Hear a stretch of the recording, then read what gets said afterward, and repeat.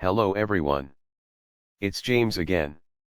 And before I start today's video, I just want to quickly say, all work in this video contains 100% original content of and by myself, James Smith, otherwise known as Bgood 4000, and was uniquely created with NAWMAL software, by myself, James Smith.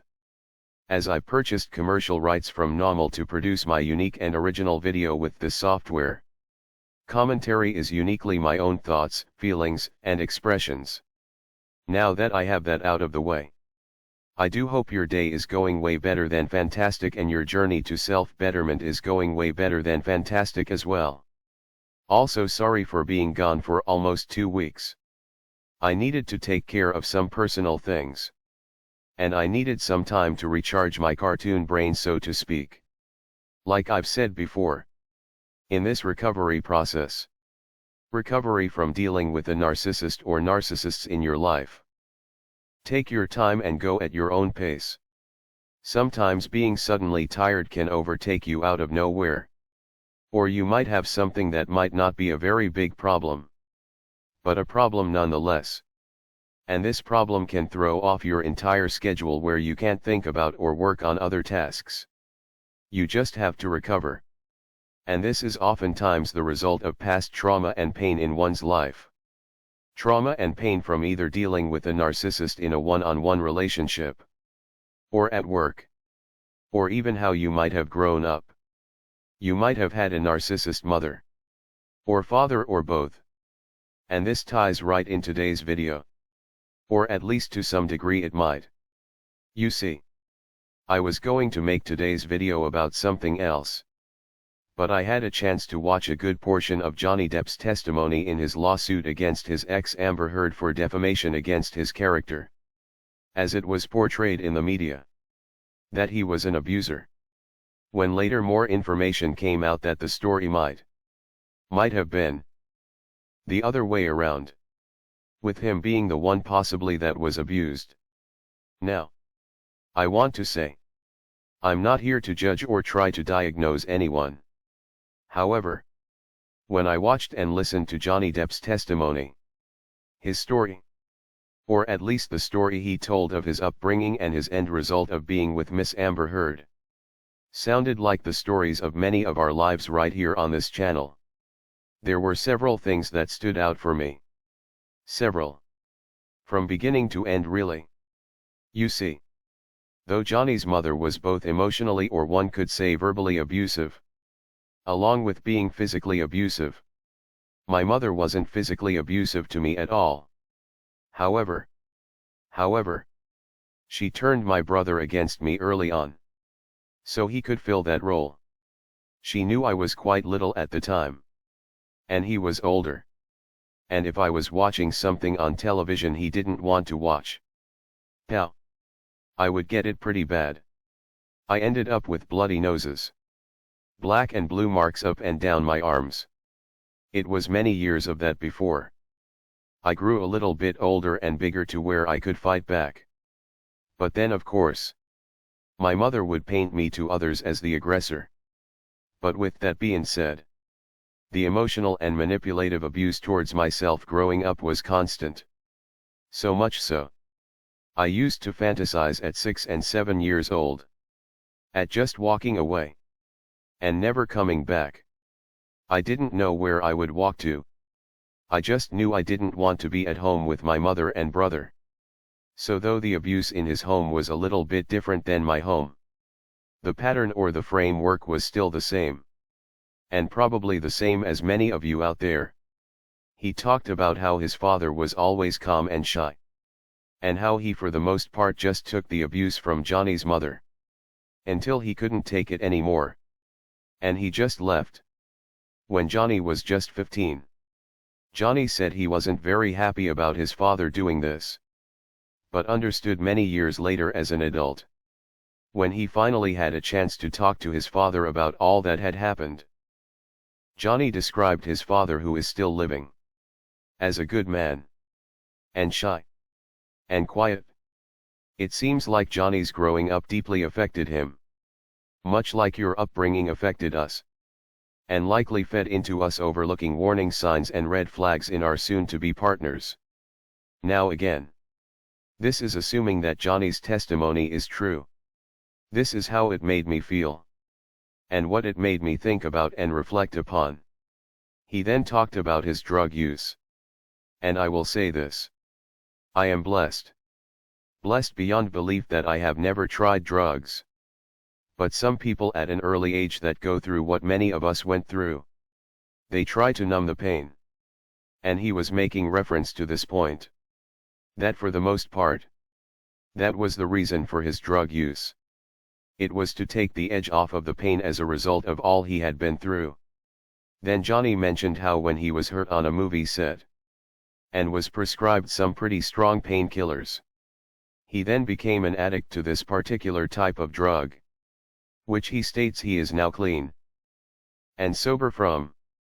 But this is the key point. He states that he was in the process of working to become sober from these pain pills at the time of dating Amber Heard. And he was confiding in her about such things. And he felt like all he confided in her about regarding this problem was used against him. Now, I'm not calling Amber Heard a narcissist. And I'm not calling her anything. However, doesn't this dynamic sound familiar to what many of us experienced in our toxic relationships? And again, it doesn't have to be drug use. You see, I remember my mother telling me when I was quite young that my father had a bad relationship with his mother. However, one time as an adult, she admitted to using this against my father in family court. My mother happily told me. She told the judge how my father just hates his own mother. And this is before I learned about narcissism. But I started to understand my mother was a serial manipulator. And I started to see my father and hers relationship differently. At first, like Johnny, I was quite upset at my father for not being there. But then I started to realize something. And this was shortly before I started dating Susie, my ex. That my mother was using the same type of lies against me to paint me as an evil person as she did to my father. And it was easy and plain for me to see. If she would lie about her own son, what would stop her from lying on my father? And after I met Susie and I was with her for years, and then learned about narcissism, and all of that, I remembered how my mother had mentioned to me how she told that judge how my father hates his own mother. I wish I could say it how my mother said it, because I think you would get the point even more so. But I think you get it anyway. I realized because of the many things I told Susie in confidence about my life and what I was going through, were eventually brought back up and used against me. You see, Johnny talked about. This is a normal happening. When you have been with someone for a while, and you discuss things that are happening with you as a result of this or that. And he is right. It is normal. You see, one shouldn't blab this type of information out about oneself on date 1 or 2. Or even on month 3 or 4. But somewhere along the line, the information about things you are struggling with or things from your past might or will come out. Here's the thing though. If someone really loves you, it doesn't become a tool to be used against you later. Unlike if they, meaning your spouse, is doing something abusive towards you, and they want to cover it up by making you look like the one out of control, sharing a twisted version of something you told them that you are struggling with. As an example, you might have bad nightmares based on what you went through, and you might share what was in these nightmares. And they, meaning your spouse, or your toxic spouse, might twist this information you shared with them to make you sound dangerous and capable of bad things. When the reality is you shared this information with them because you felt comfortable and you felt like they were at the time comforting you. When in reality, they were just collecting data. Because they knew at some point they were going to start abusing you. Now something Johnny mentioned was he noticed a few little things change and happen. But he just let them go. And when you let things go, they grow and grow. until they become what they become. And this is something that many of us sadly learn to do because how we grew up. I mean, it was our mother or father doing this mess to us. And we couldn't just get up and leave. We were kids. So we had to tolerate it. And I think this tolerating this bad behavior from when we were young from the people that was supposed to love us the most, I think that set the stage for what we were to become in our future relationships. Tolerant to a fault.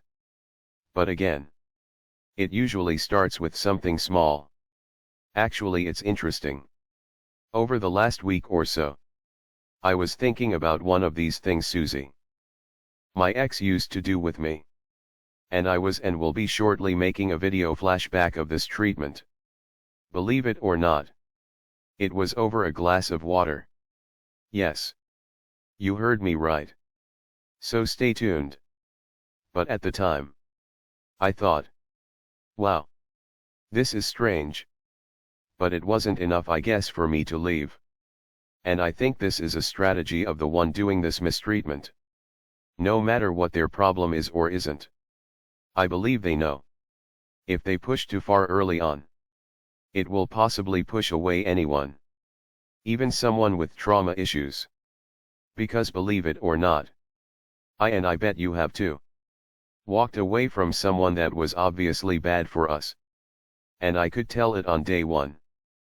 But Susie, my ex, as Johnny Depp put it regarding his ex Amber Heard, she was too good to be true. She was attentive, kind, funny, good-looking, helpful. And Susie was all of those things when I first met her. I wasn't sure what to make of it. And I didn't know I was likely being love-bombed. Because I didn't even know what love bombing was. I just chalked it up to things were finally going in the right direction for me and my life. But then a few odd things happened. Much like what Johnny Depp described happened to him. He mentioned first how he would come home from working. And Amber would always take off his boots for him. When he sat down. And would get him a glass of wine. And one day, he came home from work. And she was busy on a business call or something. So he didn't bother her. He took off his own boots and relaxed. And once Amber was done with her call, according to Johnny, she seemed to be somewhat unnerved. He broke her, I guess, pattern of doing things by Johnny taking off his own boots. He said her behavior regarding the situation was a bit odd and made him pause. Then Johnny mentioned how if Amber wanted to go to bed at a certain time, she wasn't understanding that he wasn't tired sometimes and wanted to watch television in the other room for a bit before he fell asleep. And he said it would turn into this big thing over him not being tired when she was tired. He said he just didn't get it. Well, this comes to the video I was going to make and I will still be making regarding myself and Susie. I remember right before things got really bad between us, I went into the kitchen to get myself a glass of water. And she got angry. I didn't assume she was thirsty too and get her one. And it turned into this big thing that made literally no sense to me. But here's the thing. At least in my case. I can't speak for Johnny's. I believe Susie, she was doing what I call the bump test. Now we had already gone through the crazy first nonsense argument I've talked about when I talk about the narcissist do test. You're 15 minutes late. And you're a cheater. And you're a this. And a that. Then the fake apology comes. But I just thought at the time it was just her being overpossessive and insecure. But in reality she was just testing me. Well, things had been really good for some time. Then this water thing happens. And what she was testing for, I believe, was my tolerance to nonsense. And to see if I would debate her. And I failed. I was truthfully trying to understand what the problem was. When in reality there was no problem. And she knew it from the start. But I really tried to talk to her about it when she knew it was complete nonsense. So she knew. I can accuse this very thoughtful man of being thoughtless. And instead of walking out, because trust and believe the toxic person believes, literally believes you should walk out. Because they know what they are doing to you is completely wrong and completely evil, to be frank about it. But we stay. We stay. And in that staying and honestly trying to work through such a problem that isn't even real. They know that they have you. You have spilled your life to them. They know all of your struggles and pain. And they know how to use all of these things to get you to not only trust them, but stick around after they treat you poorly. With making you look like the bad guy or bad woman at the very end of things. You know. I don't know if Johnny is telling the truth or not. But if he is, his story rang so true for me and my life. And I'm sure it will ring true for you too. But here's the thing. This type of trauma can create a problem within someone that might make them afraid to share even when they are close to someone. Now, here's the thing. You do not have to share your life with everyone. Actually, the least amount of people that know it's probably best. But if you believe you are going to share your life with someone, you should be able to feel like you can confide in them.